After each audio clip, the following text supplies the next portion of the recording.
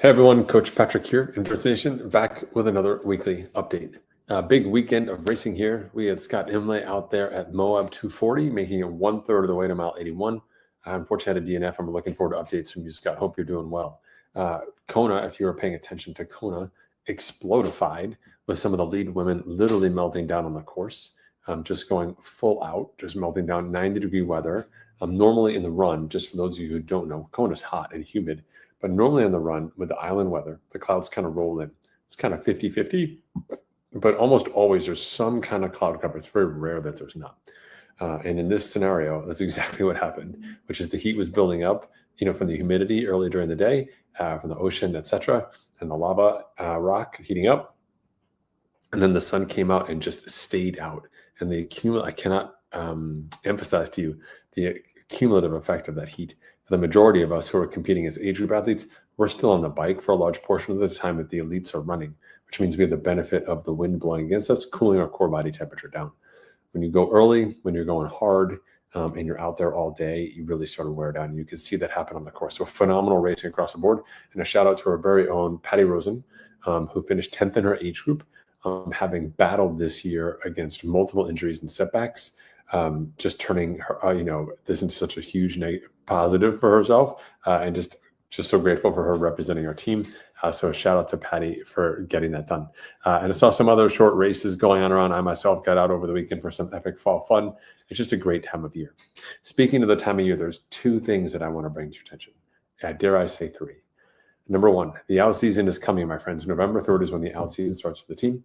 Anyone can go to endurancenation.us/OutSeason to learn more about the program. And if you want to actually get the whole blueprint behind it, learn exactly how the OutSeason is created, why we use fast before far, the type of intervals we do in the OutSeason, you can go to endurancenation.us/blueprint for a free 30-page download. I put it all inside this big one-pager. You can read all about our protocols and how we work and how you can use this program to advantage yourself. But wait, you say, if I'm on the team, don't worry about it. You get it. But wait, the other person says, I don't have the OutSeason. What do I do? That's okay. Our OutSeason bike workouts will once again be featured on Zwift Tuesdays and Thursdays, starting the week of November 3rd. That's right.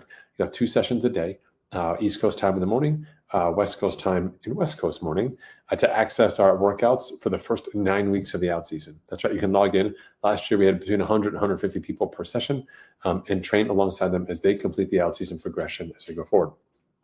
It's a great opportunity for you to take the key part of our program. We're giving it away for free, thanks to our partners at Zwift, and you can actually go inside and activate there. So it's a fantastic place for you to try it out. So if you don't already have Zwift, maybe this will be the tipping point, as it were, to get you ready. So that's number one, the OutSeason.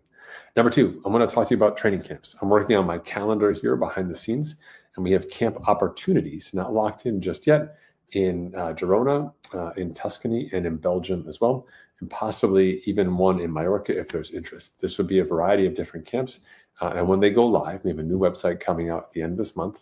We have an opportunity to register. Those of you who have deposits in already, we've got you.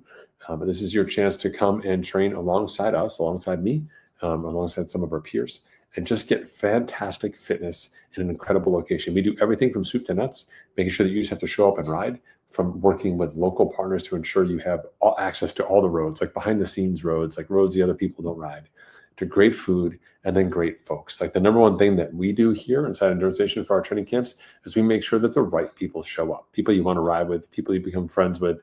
Some of our friends who met 8 years ago at our first training camp are still going hard at it together today, training and traveling the country themselves racing. So it's just a fun place to be.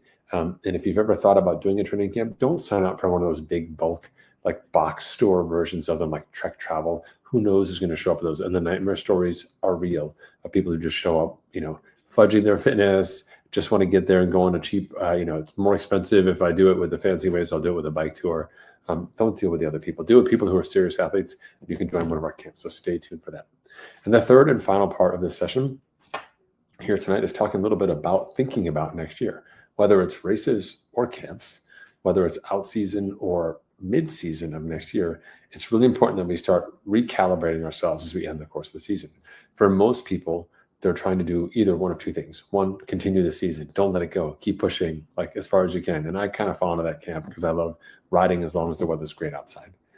For other people, they're already like turned off and doing nothing. Like, I just got to rest and recover. They're already like 3-4 weeks into the rest and recovery mode. Here's the deal. As you think about next year, we can't really make a decision about the short term without having a sense of where our trajectory goes. If you are heading bigger next year, for example, in our office hours on Monday night, Julie was letting us know that she's looking at a big year next year, not only doing the stage race for Leadville, but also doing Leadville itself alongside some friends. In that case, that's going to be Julia's biggest year ever on the bike. She can't afford to continue pushing her season now because of the work she's going to be putting in next year. Maybe next year for you is more of a maintenance year. You're going to have some fun things, maybe do a training camp, do a couple races, but nothing that's really a stretch or big goal. In that case, you've got much different protocols lying ahead for you because you don't have to worry so much about the recovery needed to handle the upcoming workload because it's a maintenance year. That gives you a little more flexibility here in the winter. Maybe you step up a level in the out season, make it a little bit harder. Maybe we throw in some other types of events to kind of keep you interested and on track. But everything that we do inside Endurance Station is built upon knowing where you want to go. And honestly, when we think about a map and we think about making sure that you're ready to be competitive and achieve your best on race day, most people think about their desired end state. They're like, what do I want to look like? What do I want to feel like? What do I want to have? What do I want to know? All of those pieces. That's great. What do I care about here as your coach? I care about where you're starting because there's a delta between those two positions. Is it even, right? Like I said, maintenance here for you. Is it elevated? Are we saying that we're going to toggle the switch a bit and say, oh, wait a minute, I've only got to increase 20%, 30% next year? Or is it a downslope year? Hey, it's going to be crazy. Maybe kids going off to school. Maybe you got something planned, downtime. Maybe you're transitioning jobs and you're like, listen, I've got to focus right now on things other than athletics. Athletics will be my support structure, but not my ambitious place to grow or push myself this year. Also fine. In that case, we make the adjustments accordingly. And that's a huge part of what we do is sort of calibrate your trajectory based off of that information. For some people, that trajectory ends up being a straight line, right? That's the way that they work. For others, it's very stochastic, building off of races and work across a year. For some, it's almost parabolic. Very little work happening right now and really ramping up at the end. That, my friends, is the least favorite version we want, which is why we built the OutSeason, to make sure you can get great quality work done in the winter, set yourself up for success without accumulating all of the fatigue that's going to wear you down and hold you back when we get into the year. So if you're thinking about next year already, which I recommend you do, make sure you're thinking about your races because many of the epic races have lotteries that are going live between now, middle of October, the middle of November, or even early December. So when you're looking at Steamboat or you're looking at Leadville or you're looking at Unbound, or you're looking at any one of the Ironman races, Jacksonville just came out, whatever it is you're putting your hat in the ring for, just make sure you have a clear understanding of where you want to go and then reach out to us at Endurance Station. If you're on the team, submit your races, submit your roadmap. I'll be happy to put that together for you and make you start planning ahead. Behind the scenes, I'm working on the 2026 OutSeason workouts, both our normal bike and run focus, but also the new Masters level edition, which I'm very excited about, as well as negotiating with Zwift and putting these camps together. It's a little bit of a busy time here. October is not for slackers inside Endurance Station. So I'm really excited to walk you through all of this. I'll be at office hours tomorrow night on October 13th because we're home. And I'm happy to talk to anybody about it there. If you're not on the team already, go ahead, find us on social media. We're on Instagram, we're on YouTube. Learn more about us or reach out on social media or on Strava and ask someone if you have questions, let us know. Even if you go to my website, I think my phone number's there. You can even send me a text. I'll be happy to talk you through it. My job is to give you all the protocols you need and support to be as successful as possible. We don't babysit you. We don't chase you down either. It's a neat little sweet spot where you want to get the work done. You just want a little nudge. We've got the right direction for you and something different you haven't tried before with some great results and better teammates to do it alongside with.